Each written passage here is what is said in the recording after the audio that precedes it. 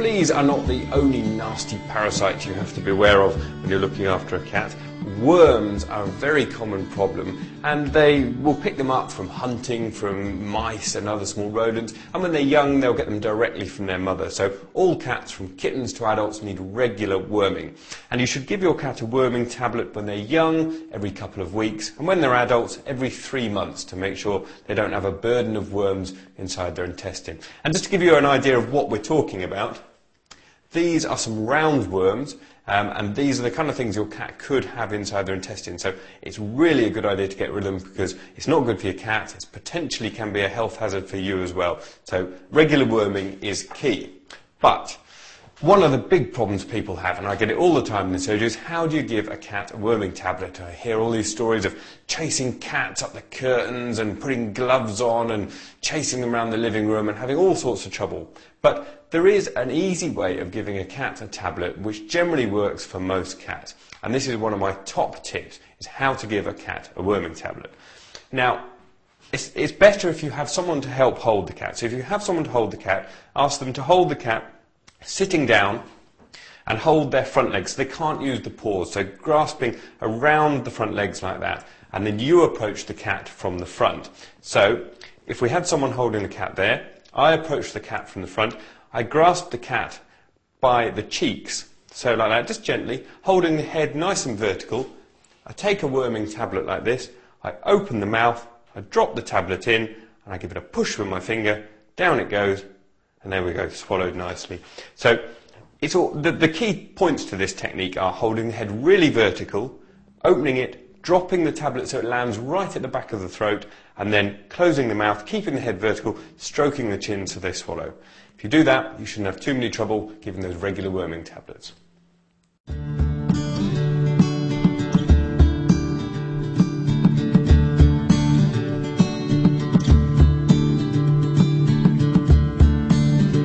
Now, cats are pretty good at keeping themselves in good condition. They groom themselves, they use their rough tongue to clean their coat and get rid of any dead fur. But it is important that your cat gets used to grooming, especially if they're a long-haired breed, because long-haired breeds find it difficult to keep their hair in really good condition, and they are at risk of getting matted and fur balls. And even a short-haired cat like Jill, when she gets older and she gets a bit lazier and a bit stiffer, she will struggle to keep herself in good condition. So you need to get them used to it young.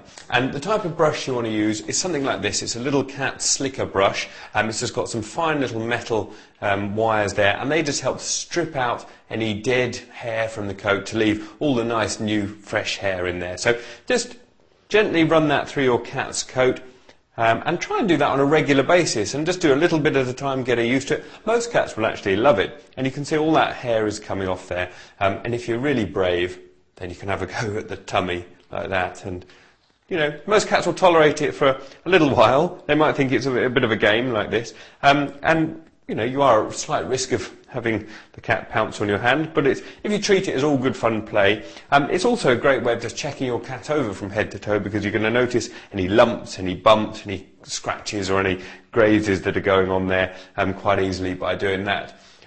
Now, if your cat does do a lot of grooming, if they're a long-haired breed, they're also at risk of getting fur balls, and everyone knows that, you know, cats get fur balls, and the classic symptoms of a fur ball are the retching sound. So it sounds like they're really trying to bring up their intestines, going and retching up, and that's when they've got a big lump of fur and it's all stuck together in their stomach.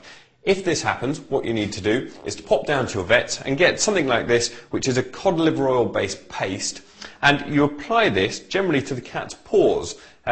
They quite like the taste of it, but if you put something a cat doesn't particularly want to take and is in a paste form, and you just wipe it onto their paws, the cats will groom themselves and they'll just lick it off their paws. So it's a very good, easy way of getting something like a cod liver oil paste into a cat, is just to put it on their paws and they'll lick it off like that. So if you do that, groom them regularly, you shouldn't have any trouble with fur balls.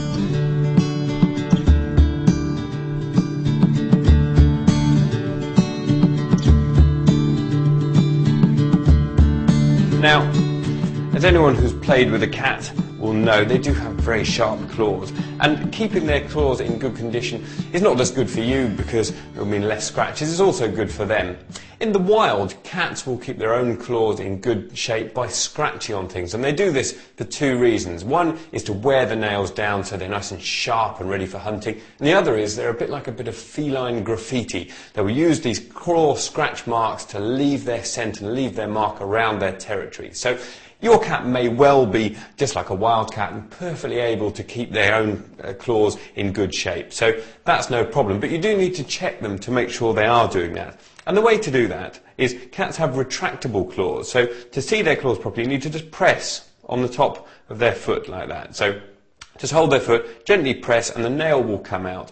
And you can see if they're too long, if they're really doing more than a quarter circle. A cat's nail should just be about a quarter circle, like a letter R coming over to a nice sharp point. They shouldn't be visible, really, unless you actually push the nail out, as I was demonstrating there. If they are too long, you need to trim them. And for this you need a good pair of nail clippers, like these, which will just act as a guillotine and trim the nails off.